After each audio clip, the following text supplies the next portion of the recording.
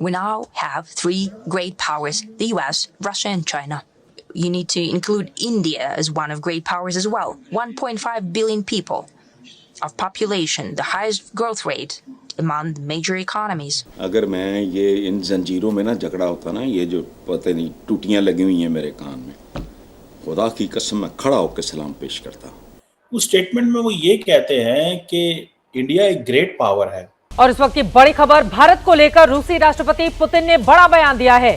Putin की ओर से कहा गया है, भारत दुनिया की महाशक्तियों में शामिल होने का हकदार है। बात क्या है उसमें? बात यही है कि वो अपने मुल्क को स्टैंड कर रहा है, अपने मुल्क के साथ ऑनेस्ट है। हर साल 8 नोबेल प्राइज होने चाहिए कम से कम, 58 मुल्कों में 8।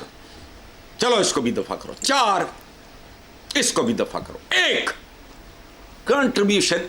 वो जानते हैं दूसरी कंट्रीज वाले, जहां भी आप किसी मुल्क के भी साथ जाते हैं, ये जो इंटेलिजेंट एजेंसी होती है ना, वो उस मुल्क के वजीर आजम को उनको बैकग्राउंड चेक करती है। चाइना ने पहली बार एडमिट किया है कि भारत राइज कर रहा है और चाइना डूब रहा है। रशिया के साथ ताल्लुकात रखते हुए एक चीज को जहन में रखें कि किसी और मुल्क के अंडर प्रेशर ना आए जिस तरह के भारत है। इसमें हमारी कंट्रीब्यूशन 0 भी नहीं है, इसलिए हमारा रोल इस दुनिया में 0 भी नहीं है। हत्ता कि अब देख रहे हैं आप, यूक्रेन के बिल्कुल हक में बैठा हुआ है अमेरिका, लेकिन उनका पार्टनर उठ के जाके रूस के साथ बात कर रहा है। नरेंद्र मोदी उससे बात कर रहा है कि आप यूक्रेन को ऐसे करें। हम में इतनी हिम्मत नहीं है कि हम जाके बात करें वहां। हेलो फ्रेंड्स, जय हिंद। हिंदुस्तान स्पेशल में आपका स्वागत है। दोस्तों, रूस के राष्ट्रपति व्लादिमीर पुतिन ने कहा है कि भारत वैश्विक महाशक्तियों की सूची में शामिल होने का हकदार है, क्योंकि इसकी अर्थव्यवस्था वर्तमान में किसी भी अन्य देश की तुलना में तेजी से बढ़ रही है। रूस के सोचे में वल्दाई डिक्शन क्लब के पूर्ण सत्र को संबोधित करते हुए पुतिन ने यह भी कहा कि भारत के साथ रूस सभी दिशाओं में संबंध विकसित कर रहा है और द्विपक्षीय संबंधों में एक दूसरे पर दोनों देशों का गहरा विश्वास है। उन्होंने कहा, 1.5 अरब की आबादी, दुनिया की सभी अर्थव्यवस्थाओं में सबसे तेज प्रगति, प्राचीन संस्कृति और भविष्य में विकास की बहुत अच्छी संभावनाओं की वजह से भारत को निस्संदेह महाशक्तियों की सूची में शामिल किया जाना चाहिए। भारत को महान देश बताते हुए पुतिन ने कहा, हम भारत के साथ सभी दिशाओं में संबंध विकसित कर रहे हैं। भारत एक महान देश है, अब जनसंख्या के मामले में सबसे बड़ा देश है। उन्होंने कहा कि भारत आर्थिक प्रगति में दुनिया का नेतृत्व कर रहा है। इंडिया ईरान के साथ भी तिजारत कर रहा है, इंडिया रूस के साथ भी तिजारत कर रहा है, अमेरिका का सबसे बड़ा पार्टनर भी वो है। एक हल्की सी कोई भी इंडिया में बात हो, अमेरिका स्ट्रेट फॉरवर्ड खड़ा हो जाता है। हत्ता कि अब देख रहे हैं आप, यूक्रेन के बिल्कुल हक में बैठा हुआ है अमेरिका, लेकिन उनका पार्टनर उठ के जाके रूस के साथ बात कर रहा है। नरेंद्र मोदी उससे बात कर रहा है कि आप यूक्रेन को ऐसे करें।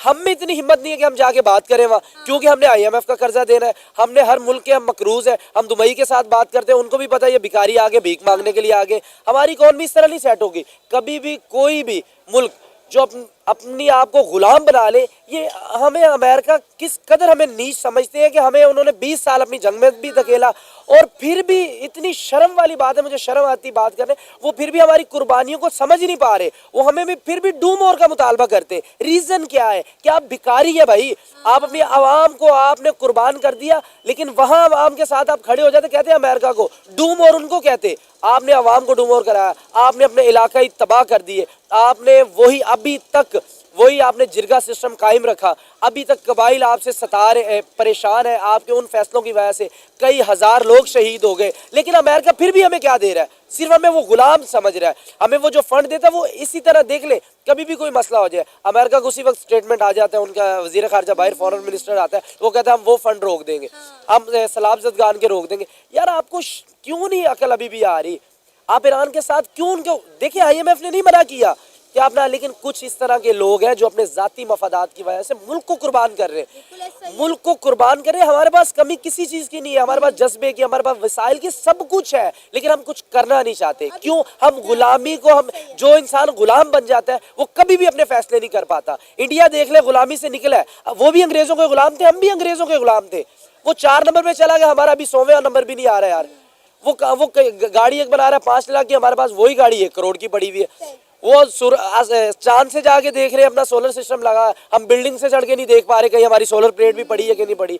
वो IT में सबसे आगे चला गया, हम उधर के उधर ही अभी तक खड़े।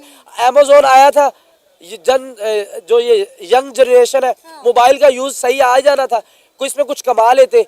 इसमें फेसबुक वही टिकटॉक बैठ के हम देख रहे हैं। अमेजोन ने उठा के उन्होंने कितना बड़ा हमारे लिए स्टेटमेंट दिया, उन्होंने कहा कि फ्रॉड ही बड़ा किया है।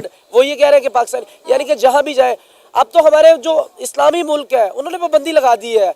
वो कह रहे, सऊदी अरब देख ले, वो कह रहे यार अपने फकीरों को रोके। यार हर जगह पर यही बात हो रही है। सर यूएई ने जो वीजा फ्री एंट्री कर दी है कि आप इंडियंस आए, हम आपको वीजा ऑन अराइवल देंगे, और पाकिस्तानियों को यूएई वीजा ही नहीं दे रहा। पिछले 3 सालों से, आई थिंक 2020 से उन्होंने बिल्कुल उसको बंद कर दिया है। यानी कि जहां भी जा रहे हैं कोई ग्रीन पासपोर्ट की रिस्पेक्ट है ही नहीं। मैं 3 दिन पहले एक बंदे से एयरपोर्ट पे मिला, वो कह रहा है यार मैं यूएई से आ रहा हूँ। तो मैंने जैसे ही उनको वहां पर पासपोर्ट दिखाया है ना, वो उन्होंने मुझे कहा इस लाइन से हटो, वहां जाके लग जाओ। यानी कि वो कह रहे हमें यार गुलामों से भी नीचे समझ रहे। क्यों हमारे हुक्मरान गुलाम है? क्यों नहीं हम ईरान से तेल ले रहे? 6 महीने ईरान से तेल ले लें। मैं ऑन एरिया क्या कह रहा हूँ, चैलेंज करके कह रहा हूँ, आप आधा कर्जा उतार देंगे। रियासत पाकिस्तान का आधा कर्जा आप 6 महीने में उतार देंगे। आप क्यों नहीं ईरान से भाई तेल ले रहे? आप क्यों नहीं उनसे गैस ले रहे? आपका पड़ोसी मुल्क है, आप वही हमें दे नहीं रहा ना। वो दे इस वजह से नहीं रहा क्योंकि हम गुलाम है। हम अमेरिका की बात सुनेंगे, हम तिजारत अपने तिजारत को नहीं हम बढ़ाना चाहते। वो देख ले, वो चाहे जिसका दोस्त भी है इंडिया, चाहे जिसका दुश्मन भी, वो सबके साथ तिजारत कर रहा है। चाइना के साथ कितना हमारे से ज्यादा उनके मामला चाइना के साथ खराब हुए हुए 2 सालों से, लेकिन वो तिजारत फिर भी कर रहे हैं चाइना के साथ, एक्सपोर्ट भी कर रहे हैं, इंपोर्ट भी कर रहे हैं उनके साथ। हम क्यों नहीं कर पा रहे? रीजन ये है कि हमारा इंटरेस्ट ही नहीं है पाकिस्तान में, ना तो हमारे किसी हुक्मरान का। मुझे एक हुक्मरान बता दे जिसने जो हुकूमत करके पाकिस्तान में रहता हो। हमारा कोई एक चीफ जस्टिस बता दे जो रिटायरमेंट के बाद पाकिस्तान रहता हो। हमारा कोई एक गवर्नमेंट का किसी इदारे का हेड बता दे कि जो अपनी मुद्दत मुलाजमत किसी भी रैंक का हो, चाहे वो आर्मी चीफ से लेके वो सिपाही तक को, कोई भी पाकिस्तान में रहना नहीं पसंद कर रहा। क्यों हुक्मरानी हम पे करनी? हम लोगों ने अपने बच्चों का पेट काट के ये किसी के बाप का पैसा नहीं है। ये पाकिस्तानी कौम दिन रात मेहनत करके अपने पैसों को जमा करके जब कहीं भी जाते, एक पानी की बोतल भी लेते, मैं तो हैरान हूँ, मेरे 6 रुपए पानी की बोतल के ऊपर टैक्स है। हमारी आम आवाम को पता नहीं है, 50 रुपए की बोतल ले रहे हैं, 6 रुपए पानी का टैक्स दे रहे हैं। फिर भी वो कहते हैं आवाम, गरीब आवाम, और क्या करे भाई, कपड़ा पहन रहे उस पर भी टैक्स दे रहे हैं। किस चीज पे? कोई एक ऐसी चीज बता दे यार, सिवाय एक सांस लेने के, कि जिसके आप टैक्स नहीं पाकिस्तान में, लेकिन फिर भी कहते हैं हमारा रेवेन्यू इकट्ठा नहीं हो। और भाई कैसे रेवेन्यू इकट्ठा होगा? फिर कोई एक बना ले, कोई ढोलक पकड़ ले, हाथ में कटोरा पकड़ ले, पाकिस्तानी आवाम से मांगना शुरू कर दे आप, अगर आपका इसी तरह भी नहीं रेवेन्यू पूरा हो रहा। वाहिद पाकिस्तानी कौम है जिसका सबसे ज्यादा कर्ज है और सबसे ज्यादा हम लोग टैक्स भी पेड कर रहे हैं। वो कह रहे टैक्स नहीं देते। और यार किस चीज में आप नहीं टैक्स ले रहे? बात क्या है उसमें? बात यही है कि वो अपने मुल्क को स्टैंड कर रहा है, अपने मुल्क के साथ ऑनेस्ट है। वो जानते हैं दूसरी कंट्रीज वाले, जहां भी आप किसी मुल्क के भी साथ जाते हैं, ये जो इंटेलिजेंट एजेंसी होती है ना हमारे मुल्क के अलावा, ये तो हमको उठाने का काम करती है। इसके अलावा जो भी एजेंसीज होती हैं ना, वो उस मुल्क के वजीर आजम को, उनको बैकग्राउंड चेक करती है